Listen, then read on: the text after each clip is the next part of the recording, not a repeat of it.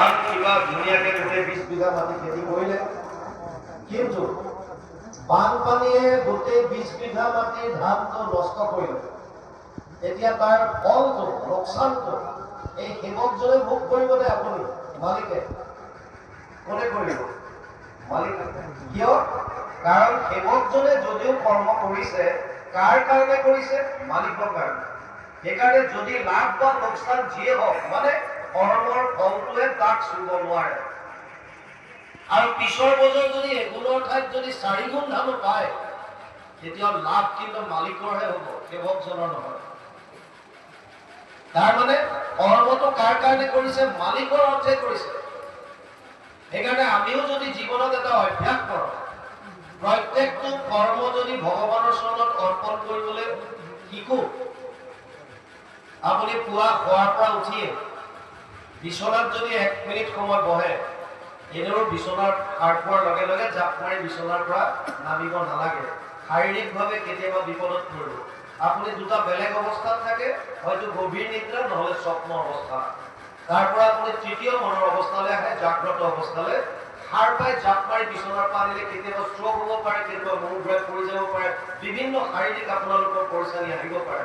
সাৰ পোৱাৰ পাছত অলপ সময় বিচনাতে বহক, অনুভৱ কৰক মই এতিয়া সম্পূৰ্ণৰূপে জাগ্ৰত অৱস্থালৈ আহিলো। সেই সময়কণত আপুনি বিচনাতে হাত জোৰ কৰি পেলাই প্ৰাৰ্থনা কৰক, হে ভগৱান, হে প্ৰভু নাৰায়ণ, আজিৰ দিনটো তোমাৰ চৰণত অৰ্পণ কৰিলো। বছ, তাৰ পাছত আপুনি নামক। কৰবালৈ যাবলৈ ওলাইছে, হে প্ৰভু এই যাত্ৰা তোমাৰ চৰণত অৰ্পণ কৰিলো।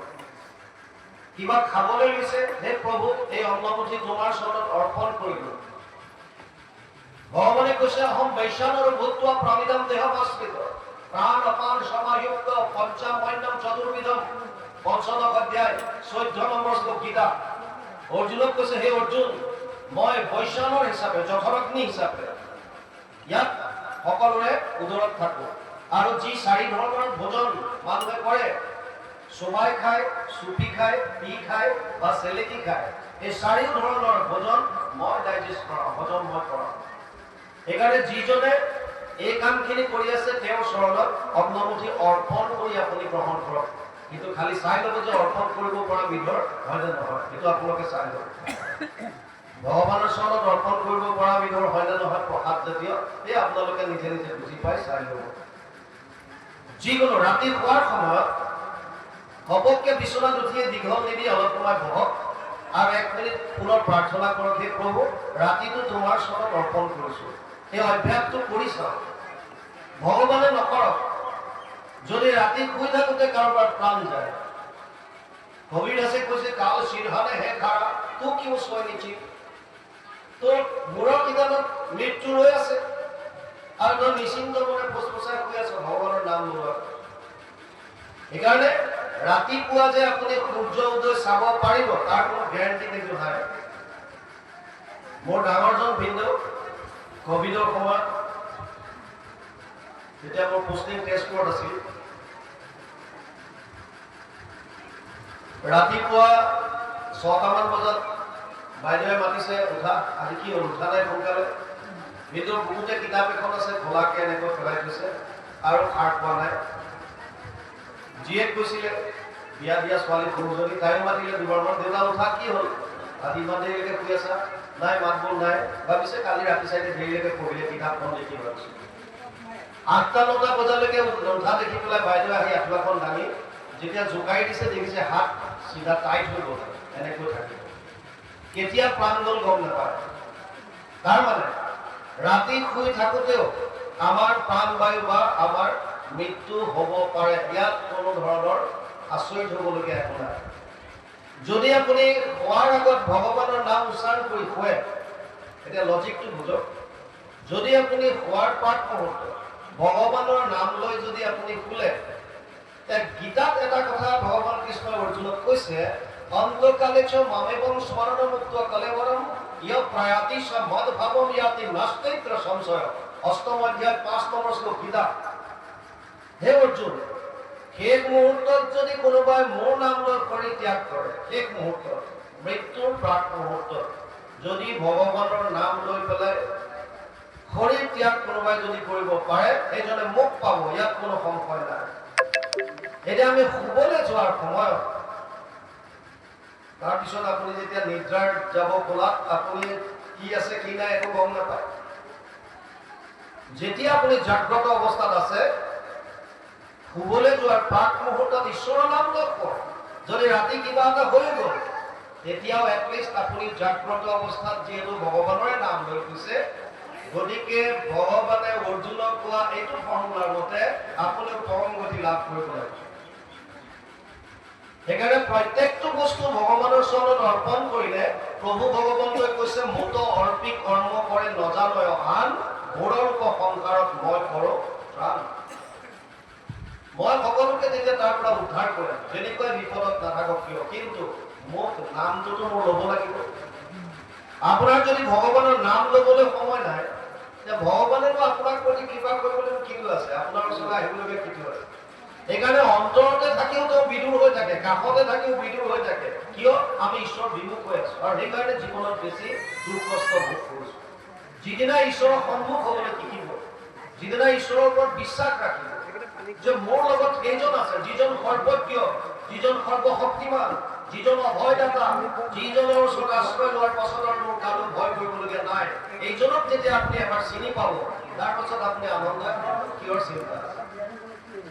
সেইকাৰণে ইয়াক কৈছে, তাৰ পাছত কৈছে আকে জানি ধনঞ্জয় নকৰিব ভয়, কোন ধৰ্ম অধৰ্ম বহু লোক নজানয়, ধৰ্ম অধৰ্মক জানে লয়ামুক ৰীতি, অসংগে নাজানে তবু প্ৰবৃত্তি নিবি। আকে জানি ধনঞ্জয় নকৰিব ভয়। তুমি মোক যদি মোৰ ওচৰত অনন্যভাৱে যদি শৰণ লোৱা, অনন্য মানে না অন্য। আমাৰ এইটো বস্তুত বহুতৰ বিতৰ্ক চলে, ছচিয়েল মিডিয়াত বহুতে লিখা লিখি কৰে। গুৰুজনাই লিখি দিলে অন্য দেৱী দেৱ নকৰিবা, সেইটোকে লৈ বহুতে কয় এইটো বিৰাট ডাঙৰ কথা কৰিলে। একো ডাঙৰ কথা কোৱা নাই। গুৰুজনাই সেই কথাটো কৈছে পঞ্চদশ শতিকাত, যিটো কথা ৫,৫০০ বছৰ আগত ভগৱান কৃষ্ণই কুৰুক্ষেত্ৰত অৰ্জুনক কৈ গৈছে, সৰ্ব ধৰ্মান পৰিত্যাজ্য মাম একম শৰণম ব্ৰজ। মাম একম, একম মানে এক, কেৱল মোক। আৰু ইয়াকো কৈছে অহম সৰ্ব পাপেভ্যো মোক্ষয়িষ্যামি মা সূচ। অষ্টাদশ অধ্যায় ৬৬ নম্বৰ শ্লোক শেষত কৈছে সৰ্ব ধৰ্ম এৰি এক কৰ্ম সাক্ষাৎ। দৃঢ় বিশ্বাসে বকি লৈ কোৱা আমাক নকৰিব ভয় হেৰা কৰ অংগীকাৰ, সমস্ত পাপত মই কৰিব নিষ্ঠা। এইটো অকল গুৰুজনাই কোৱা কথা নহয়, পঞ্চদশ ভগৱান কৃষ্ণই অৰ্জুনক কৈ গৈছিলে এক ধৰণৰ কথা। কিন্তু ডাঙৰ কথা হৈছে ৫,৫০০ বছৰৰ পৰা যিমান বিলাক ঋষি মুনি কওক, মনীষী কওক, ধৰ্ম প্ৰৱৰ্তক কওক, ধৰ্ম প্ৰচাৰক কওক, যিমানে অসম বাদ দিয়ক, ভাৰত বাদ দিয়ক, পৃথিৱীৰ বিভিন্ন দেশত গীতাৰ প্ৰবচন দি আছে, কিন্তু কোনো এজনে আজিলৈকে সাহস কৰিব পৰা নাই যে এক মানে এক, এক দেৱ এক কেৱ এক বিনে নাই কেৱ, এই কথাটো বুজাই দিয়াৰ সৎ সাহস গুৰুজনাৰ বাহিৰে কোনেও প্ৰথম কৰিবলৈ সাহস কৰিব পৰা নাছিল। কিয়?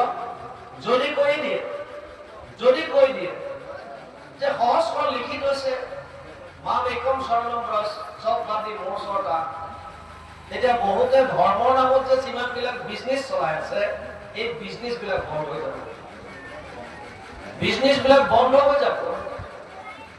আমি এনেকুৱাও শুনিছো কৰবাত বোলে VIP লাইন বেলেগ, অমুক লাইন বেলেগ, জেনেৰেল লাইন বেলেগ, এয়াও চলে ভগৱানৰ দৰ্শনত। তেনেকুৱা কি ভক্তি আছে য'ত গুৰুজনে কৈছে বাক্য কৰ্ণ মন মুখ আছে মানে যাৰ, হৰি ভকতিৰ সমস্তৰে অধিকাৰ, সকলোৰে অধিকাৰ আছে, কোনো টিকেট চিষ্টেমটো নাই। তেতিয়াহ'লে তাত কিহৰ কাৰণে? আৰু ভগৱান কৃষ্ণই কোৱা সেই বাক্যশাৰীয়ে গুৰুজনাই পুনৰ মনুষ্যৰূপে অৱতৰিত হৈ পঞ্চদশ শতিকাত আমি সকলোৱে বুজিব পৰাকৈ ক'বলৈ বাধ্য হল যে এক শৰণ। কিহৰ ওপৰত ভিত্তি কৰি? গীতাৰ ওপৰত। গতিকে গীতাত অলৰেডি কৈ থৈছে, নতুন কথা একো নাই। আমাক বহুতে কয় যে গুৰুজনাই ক'লে আমি কিয় মানিম? বোলো নালাগে মানিব, কৃষ্ণই কোৱাটো মানিবা নাই? তুমি যদি বৈষ্ণৱ হয় কৃষ্ণই কোৱাটো মানা, গুৰুজনাটো বাদ দিয়া। কৃষ্ণই কি কৈছে? গীতাৰ শেষত সেইটোৱে কৈছে সৰ্ব ধৰ্মান পৰিত্যাজ্য মাম একম শৰণম ব্ৰজ, চব বাদ দি মোৰ ওচৰত আহ, সেইটোকে মানা। গুৰুজনাটো মানিব নালাগে, এখন নালাগে মানিব, সেইটোতো মানা, সেইটো এখন চব পাতি মোৰ ওচৰত আহা।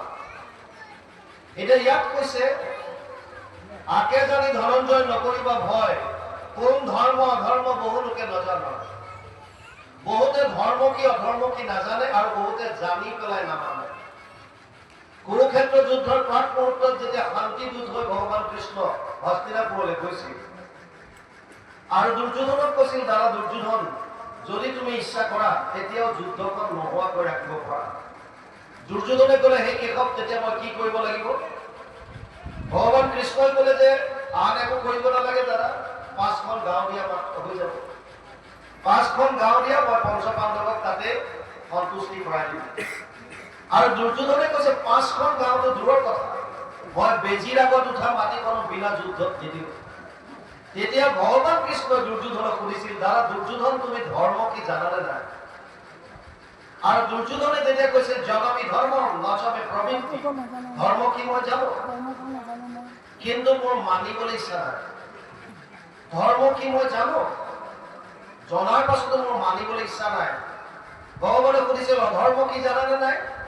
জানমী অধৰ্ম নচমে নিবৃত্তি, অধৰ্ম কি সেইটো জানো, কিন্তু নকৰাকে থাকিবলৈ ইচ্ছা নাই, তাৰ পৰা ওলাই আহিব নিবিচাৰো।